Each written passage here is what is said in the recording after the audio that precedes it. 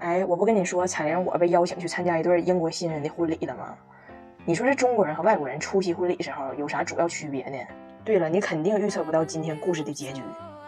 这中国婚礼吧，它规模比较大，婚礼当天所有人都有各有各的分工，他就特别忙。新郎就管台上背词儿不念稿，新娘就管走好直线不崴脚，娘家专管小区井盖披红袄，婆家专防酒席供酒被踹跑。就那天哈，你作为客人，你穿啥带啥，背啥挂啥，你来前开个啥，身上挎个啥，说实话，没有太多人有功夫瞅你。我曾经就穿个睡衣，穿双拖鞋，一早上跑仨婚礼。外国的婚礼呢，它就相对人比较少，有时候也就30-40个人，完他还比较讲究这个着装。在英国还尤其就是流行女士戴这个鸡毛掸子帽，你看见过没？我也买不起，没法向您展示了。反正那个效果就是呢，就挺好一个帽子，非得在东北角，就把你姥你奶多年积攒下来的这些沙发套、电视罩、枕头飞子、花塑料都粘上去了那感觉。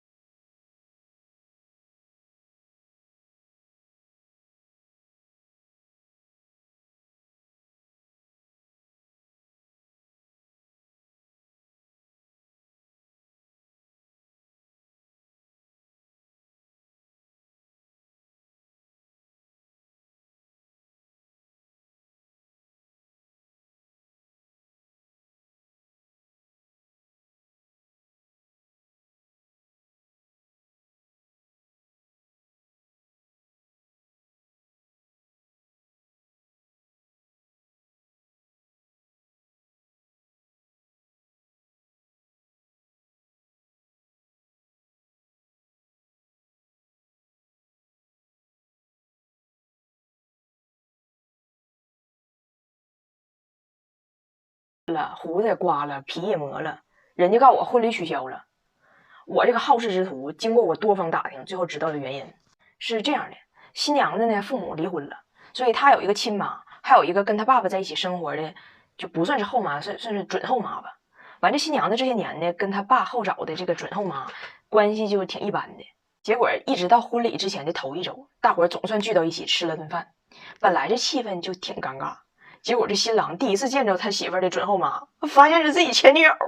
哎呀，你说这么珍贵的情景，你说当时我咋不在呢？就我这棉裤腰似的嘴，就当时那种脆脆的空气，你说我不得好好跟你学学啊？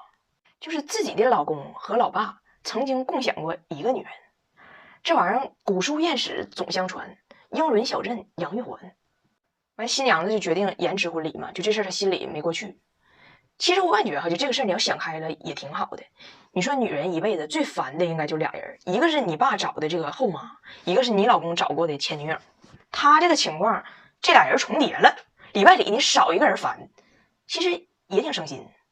哎，你说在英国，学校老师会不会给孩子穿小鞋呢？老师因为跟家长不高兴，给孩子脸子看了，咱家长怎么悟，怎么度，怎么规避孩子的结束？我和我加拿大老公在这个问题上产生了巨大的矛盾。今天跟你们唠唠这事儿啊。俺家翟耀达这不是今年9月份入学南丁格尔小学学前班了吗？班主任老师姓钢笔水，学生们亲切地称呼她为钢笔水女士。完，学校这个校服呢是一个短袖配个小卫衣，然后女生再配个小裙儿。结果开学第一天回家，我就发现她大外套里边就一小短袖，校服的卫衣没了。第二天早上我送她上学，我就问老师这事儿，老师跟我说啊，昨天放学的时候墙上挂了个校服，我看没人拿，上面也没写名也没缝字儿。然后有个小男孩走的时候，我寻思应该是他的，我就给他穿上了，没想到是你家孩子的。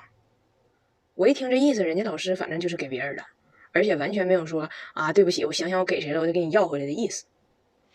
我呢就没吱声，我寻思你说那你说咋整？那周末上那个卖校服的商店再给孩子买一套呗，对不？我大胖媳妇一听说孩子校服丢了，那立马就高上了。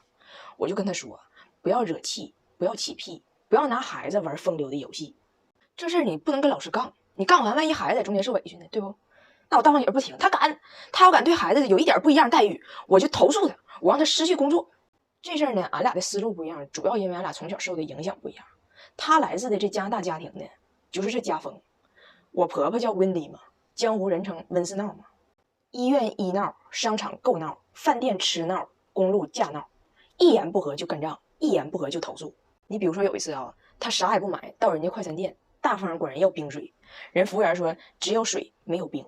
哎，我婆婆把经理给叫下来了，在那给人家总部打电话，最后服务员上后厨给他整了一杯冰水，还道的歉。他呢就觉得这个仗干得老美了，但是我就觉得哈，你说这个冰块万一是后厨冻鸡屁股的冰，拔猪尾巴的块儿，或者来自储存鱼鳞的塑料袋，你说你上哪知道去，值不值得呀？所以我老公跟他家人视频唠这个事儿的时候呢，就我婆婆、我小姑子他们都一致赞成我老公的观点，就你不管咋地，钢笔水老师，你得把我校服给我整回来。然后我小姑子还以她自己自身的经历跟我举例子，说今天呢，她因为工作的需要去做了核酸检测，结果到那儿觉得护士这个下手捅的疼，当场叫嚣要投诉人家。关键是你叫嚣，你等人家捅完的呀，人家正捅呢，她犯公主病，简称这就是正捅不要命。干视频的时候都过去一下午了，嘴还这样式的呢。我看他这造型，我说然后呢？他说然后我就被检测了呀。我说你咋检的？他说就左边右边吧，左边右边，完事再左边右边嘛。我一听好像鼻梁都让人挑开了。他说你不都检测过了吗？你还不知道咋检的吗？我说我被测3回，挨的捅都不一定有你1回多。完他说的啊，护士说我鼻子小，鼻通道狭窄。我说你要是再跟他说一次你要投诉他，你鼻通道就更狭窄了。他能直接给你鼻通道捅成双向6车道的，下次要再测你都得申请 ETC。结果第2天我老公还是去学校跟老师纷争这事儿去了，就是坚决让老师把这校服给找回来。我是咋知道的呢？晚上俺家孩子回来跟我哭了，说白天上体育课全班同学都出去上去了，老师让俺家孩子在屋看着。原因呢是说俺家孩子体育课穿着衣服违规，就学校规定的体育课衣服都是白色的短袖，俺家孩子衣服呢是在铁岭夜市买的，所以脖子后边印了4个字时尚宝宝。结果老师就说这衣服不合格，没让俺家孩子上。以前也没有这事儿啊。这个事儿后来呢，是我偷摸背着我老公给老师提了4个大月饼送的礼。当时是10月初嘛，这幸亏我的祖国的美食后台极为强硬，就随便提溜点啥都妥妥给他治的浮溜浮溜的。老师刚开始还跟我端着，看着礼物还整一个什么做的呀？我肤质过敏。第2天早上见着我的时候就废了，就什么玩意儿是？是哪儿买的？我能买着不？我说你肤质过敏敢吃啊？他说的啊，我那个过敏也就是胀肚，也不至于死人。结果这个事儿呢，昨天让我大胖媳妇知道了，这家伙气的是我触犯原则，还跟我算账。你说你丢了个校服100块钱，重新买个校服100块钱，你还搭进去4个8块5的月饼，你说你这败家媳妇，你里外里浪费了多少钱？我说来，你别停来，你算一下我里外里浪费了多少钱。我大胖媳妇8块5乘以4，嘎那了，憋一脑袋汗算不出来。我说你自己回想一下子吧，作为有名的笑闹的儿子，你当年的数学到底是谁教的？还嘚瑟呢。